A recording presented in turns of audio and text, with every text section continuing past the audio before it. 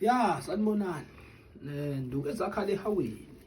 Ngizukani zakhala enyameni kuyofihlo nonyoko bathi wemama. Akungichathwa ngihlokoloza. La ngiphethe into yokushaya mina. Yokushaya izitha. Makhomdo sisha noma bafuna ukubulala uyabazi noma ubazi nje. Ufuna izingelelo libathole.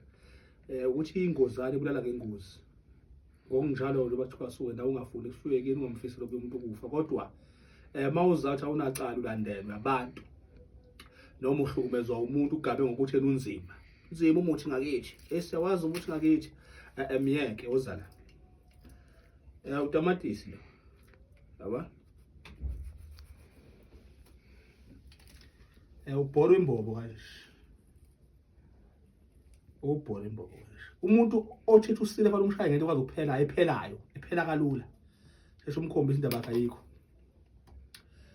induku le enganikwe nombani bafowethu iyekeni le ndaba ukuthi nizodlala la kudlalwa nje imani lapho nikhona ngcono ningezi manje khuluma ngale nduku le uthatha igazi la uthatha ithishu mangikunika le nduku ugcoba seleni uvaselena usebenzi ke lapha kodwa uzozwa labasekuchazela manginika le nduku mase uvaselena ukuthi mase ucobhoza la kunegazi lithishu kubambelela umuthi mase ufaka la mawusufaka la uthatha inaliti lezi ezo7 uthi